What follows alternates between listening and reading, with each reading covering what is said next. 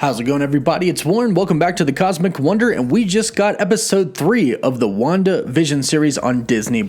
And what an episode it was. And although we seem to have gotten some game-changing Easter eggs in this episode, we are still left with some questions that we don't have the answers to. But I believe in this episode, thanks to some very well-spotted Easter eggs, we have discovered what each villain's role will be and what exactly they want from Wanda. Now, most of the major events take place within the last 7 minutes of this episode, not including the credits. There are some important parts to talk about that happen within the first 20 minutes of the episode, which we will go over, but most of the reveals come in the final minutes. But the episode starts off just like the Brady Bunch. And although some people might not look too much into this, there seems to be a very obvious trend of hexagons. Now, this is done very intentionally by Marvel Studios, because this is not how the original Brady Bunch intro looks. In the Brady Bunch intro, they actually use squares, not hexagons. So Marvel specifically put these hexagons there. Now, what's extremely interesting about hexagons is that a hexagon is actually the logo for AIM.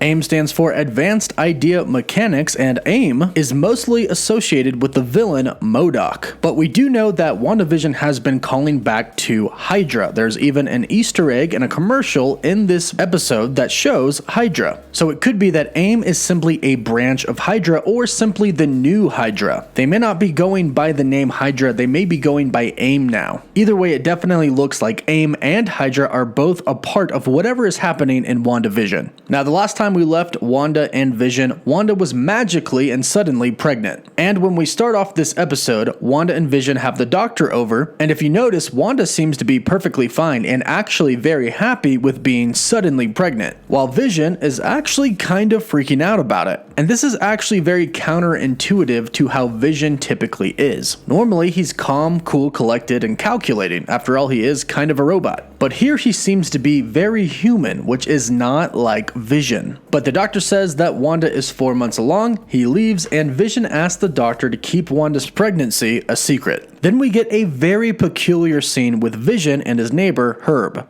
Herb is trimming his hedges, but he's actually cut through the hedges and is now cutting through the wall. Vision catches this and calls him out on it in a very friendly way. He says, "Hey Herb, I think you might have taken the hedge trimming a little too far there, old chum." And then Herb looks at him, eyes wide open, and says, "So I have. Thanks, buddy," and continues to cut through the wall, but his eyes never leave Vision. Now, we know Wanda is in a different reality, but this whole entire time we have been wondering what exactly the other people's roles are in this reality. And it seems to be getting more certain that these people are under some sort of a trance. This is seemingly demonstrated in this scene with Herb. He doesn't seemingly have much control over what is going on, and it's a very odd scene. And it even bugs Vision. Vision can tell that something's not normal, but Vision isn't exactly normal either. Vision goes back inside, and Wanda is even bigger. We then go to a scene where Wanda and Vision, mostly Wanda with her powers, are setting up the baby's room, putting together the crib, and all of the other items.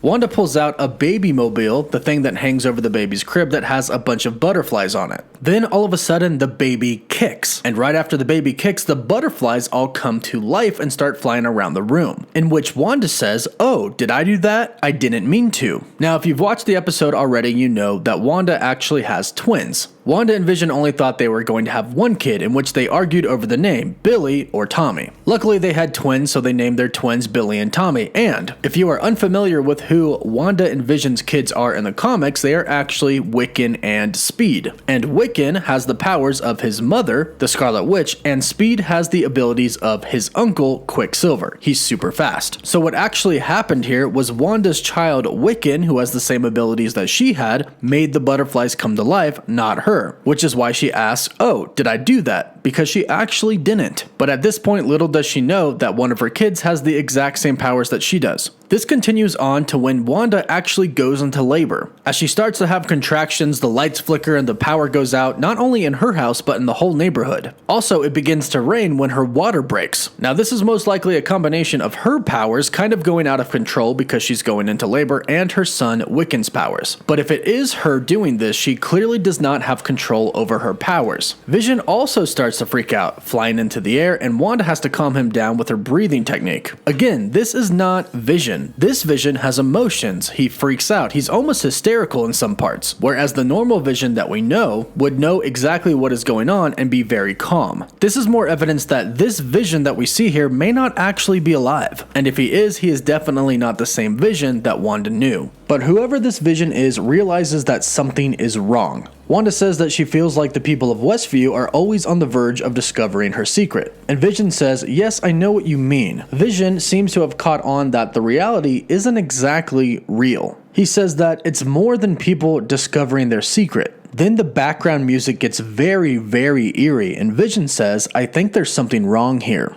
But right after he says that, he is reset. We saw this happen before in episode 2 at the very end. The beekeeper came into the reality, Wanda said no and reset it. So Wanda clearly has control over this reality, or does she? We'll talk about that in just a bit. Now here's where we get a really interesting commercial that is for Hydra soap. Now again, AIM could simply be Hydra or a department of Hydra. Either way, it's clear that Hydra is somewhat involved in what is happening. But the words to this commercial actually describe what is happening in Wanda's reality. The narration of the Hydra commercial says, escape to a world all your own, where your problems float away.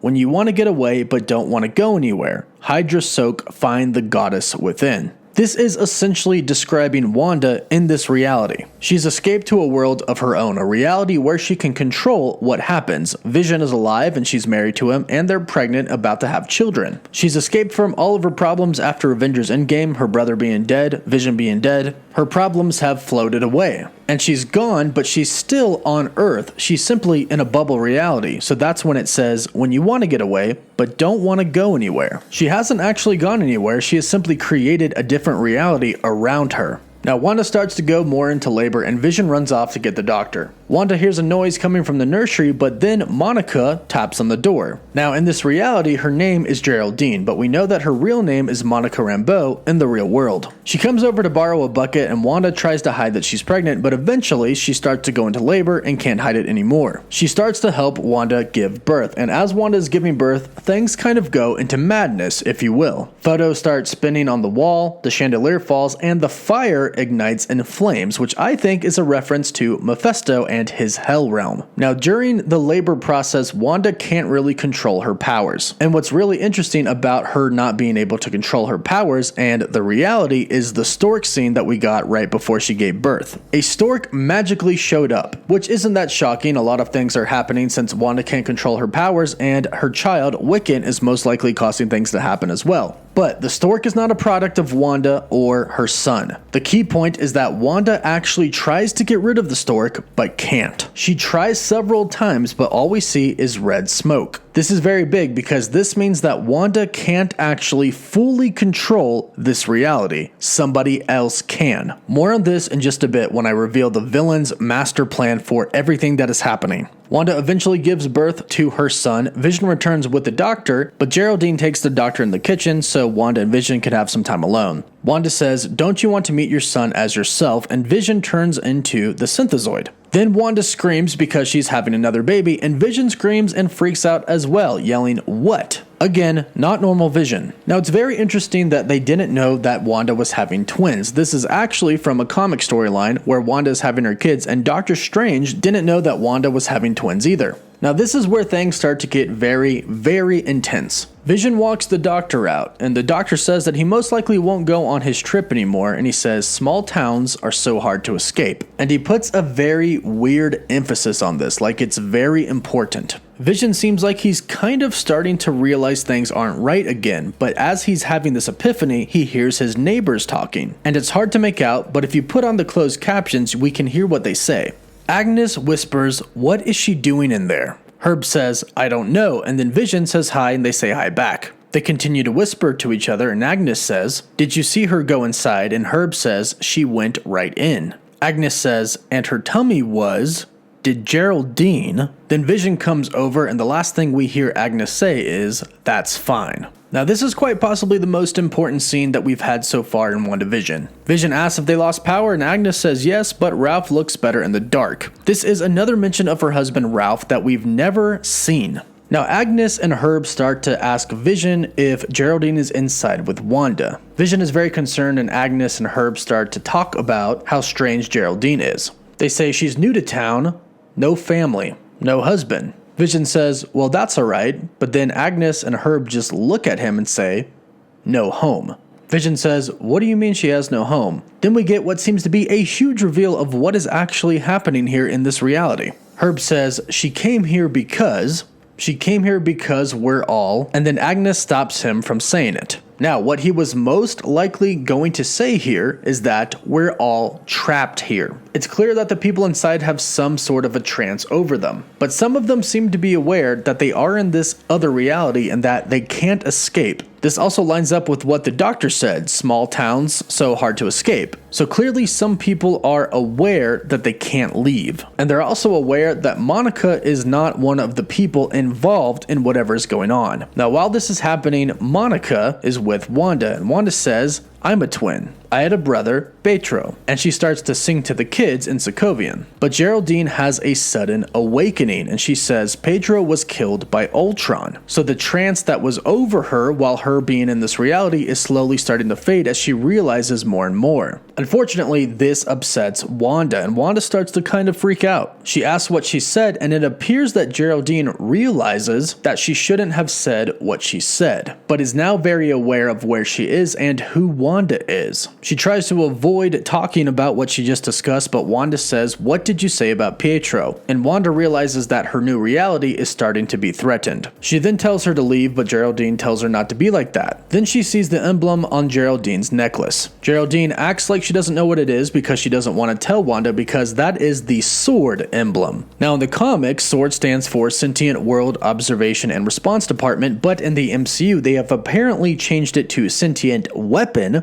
Observation and Response Department. And sword is basically a different department of S.H.I.E.L.D. However, in the MCU, S.H.I.E.L.D. may have simply changed their name to sword, but is still basically the same department. Now, as Geraldine stumbles for words, Wanda starts to slowly walk towards her. And as we can see on Wanda's face, she is not very happy and she feels very threatened. The next thing you know, Vision walks in and Geraldine is gone. The music gets very creepy and has a very big horror tone to it. Wanda is watching her new babies. Vision asks, where's Geraldine? And in a very creepy scene, she says, oh, she left, honey. She had to rush home. Wanda smiles in a very creepy way, and then the frame of the episode expands, and we're taken outside of what seems to be some type of bubble or energy force field. And out comes Geraldine, whose real name, of course, is Monica Rambeau. Once she gets out, Sword immediately comes to her and surrounds her, and we can see in the background that there is clearly some type of energy field around the town of Westview that they are trapped in. Now, what exactly is happening here? Well, here's the biggest Easter egg that we possibly got in WandaVision. When Vision is talking to Agnes and Herb, we can see that Agnes is wearing a necklace. Now, this necklace is actually the same brooch that she was wearing in previous episodes. And here we get a very good look at it. What seems to be on it is 3 different people. One clearly looks to be the Grim Reaper because we can see a scythe on it. Plus, in the last episode of WandaVision, we got an Easter egg for the Grim Reaper, so we know that he's going to be involved somehow. The other 2 look to maybe be children. So here's what I think is happening. The demon Mephisto, who is in charge of the Hell Realm, basically the devil, is controlling this reality. And he is somehow possessing Wanda. That is why in the last episode, episode 2, the last words that we heard were, Wanda, who is doing this to you? So we know Sword is observing her, but they're not controlling her because somebody else is, and they don't know who it is. This same person has trapped everybody else in this reality bubble. So Mephisto controls this reality, and working for him is Agnes, aka Agatha Harkness, the witch, and the Grim Reaper. This is all a plan to get Wanda's kids, who are actually Mephisto's kids, and Mephisto wants them back now that they're born. And the way to get them back into the Hell Realm is to kill them, which is where the Grim Reaper comes in. So the brooch and necklace that Agatha wears is actually the Grim Reaper and 2 children, Wanda and Vision's children, Wiccan and Speed. I also believe that the crane was either Mephisto or Agatha. If you think about it, Vision can't exactly give Wanda kids, and in the comics what happens is the children are actually shards of the soul of Mephisto. They are his kids, which is most likely what is happening here. And if you think of the significance of the stork brings children, just like Mephisto most likely brought these children into Wanda. Now, as the stork, he is spying on Wanda giving birth. This would also explain why Wanda could not get rid of the stork. It's actually Mephisto, and it's his reality, so she cannot control that.